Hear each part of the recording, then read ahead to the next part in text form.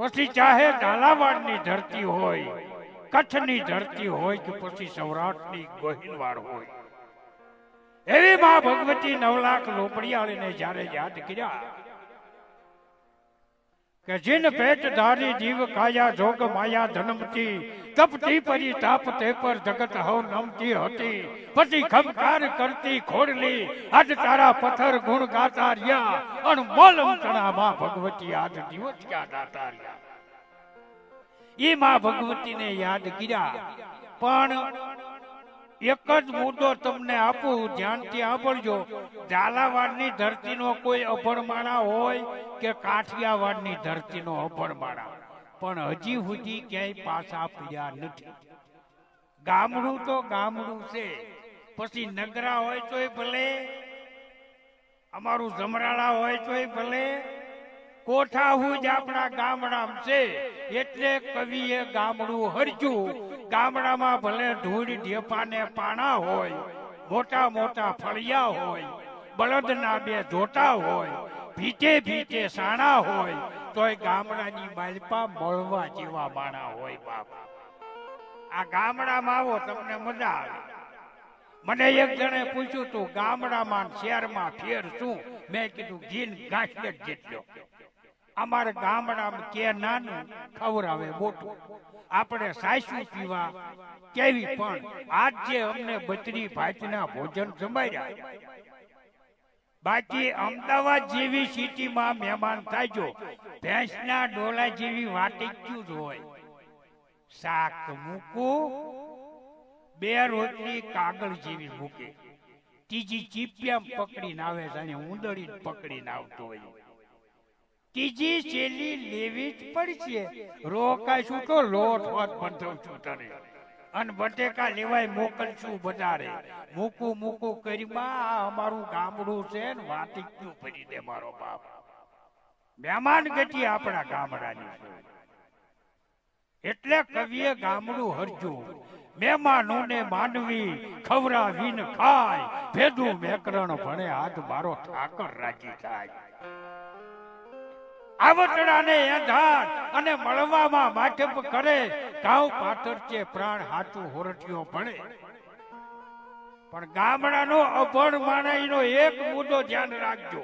આપણા ગામડાના બાપા, ચીનના બાપા અને અમેરિકાના બાપા, મુંબઈ કઈક હગુવાલું હોય છે, બગીચામાં બેઠા હતા, ઈ કે પોતપોતાના દેશની વાત કરો. એટલે ચીન વાળા કે અમારે એવી સુવિધા છે, અમેરિકા વાળા કે શું કે ડાઇનિંગ ટેબલ હોય, આખો પરિવાર જમવા બેઠો હોય, 3 જાતના શાક હોય, અમારે કોઈ વસ્તુ લેવા ઊભું જ નહીં થવાનું.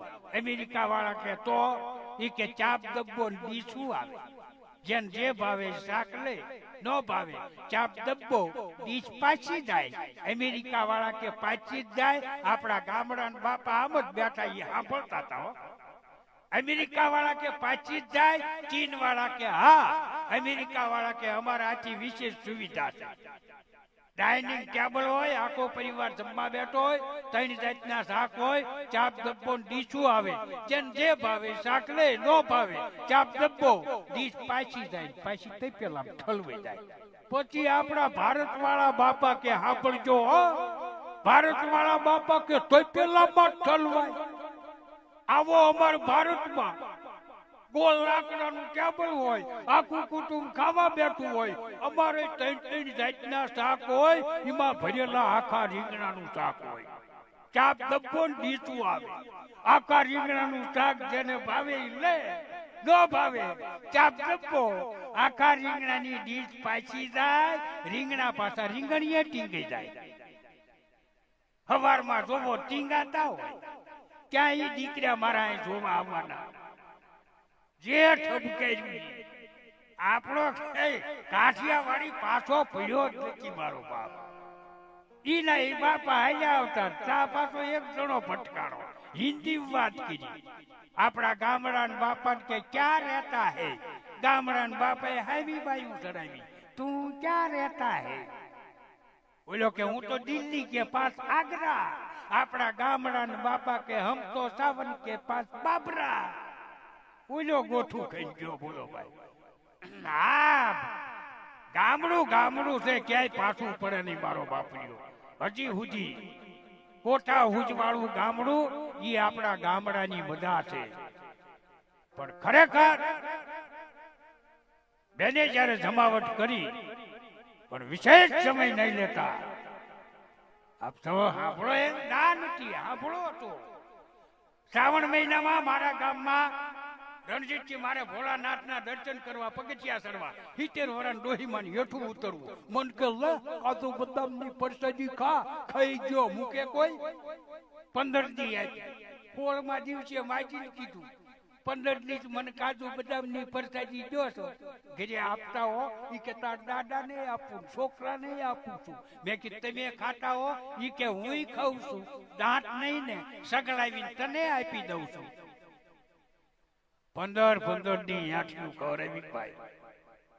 કલાકારોના ભૂકા કાઢી નાખ્યું ભાઈ. અઘરી આઈટમું છે અમુક બારા. પણ ચા પાણી પી લેતા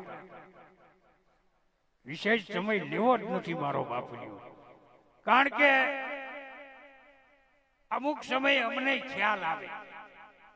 હા, આવડું મોટું આવું જયારે ભગવત કાર્ય કર્યું હોય એટલે અમને થોડોક અણહાર તો આવે જ મારો બાપુ. નકર બોલવા બેવી તો કલાક 1.5 કલાક કહી નાખી, એમાં ના નથી. પણ સમયને માન આપવું પડે છે બાપ.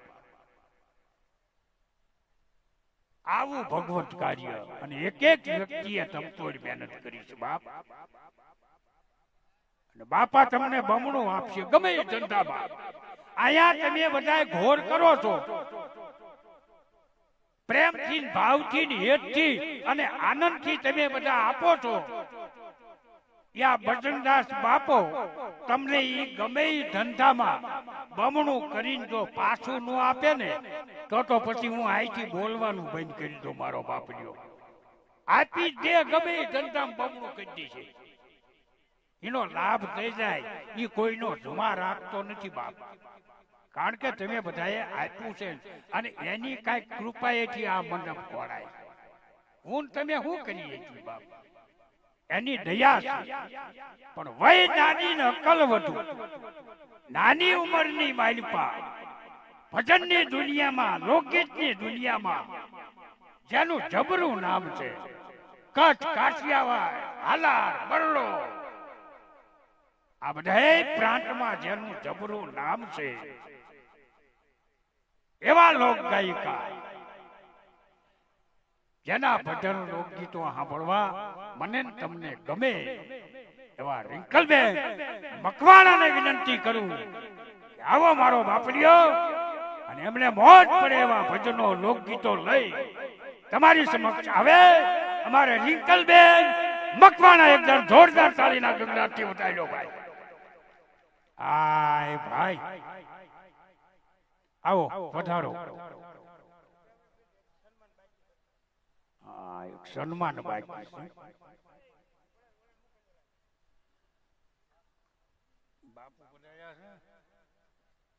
છે. સંતોનું સન્માન.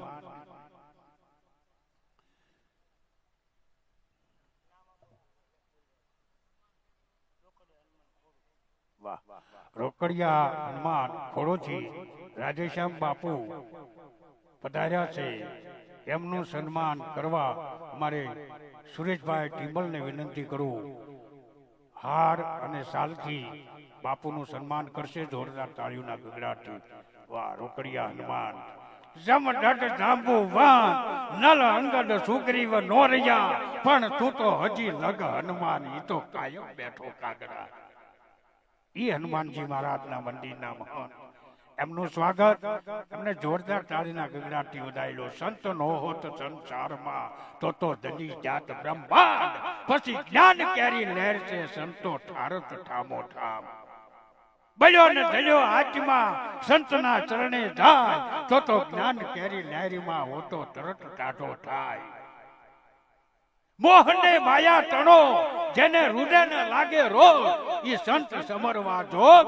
આ દીવ ઉગે અને દાઢવા આ દેશના સંતોએ માયાને થપાટું મારી દીધી છે બાપ. અને હું તમે બધા માયા વાયે વળી ગયા છે બાપ. ઈ આ દેશના સંતો એક વખત જોરદાર તાળીના ગગડાટી અને રિંકલબેનને વિનંતી કરું કે આવો મારો બાપુ.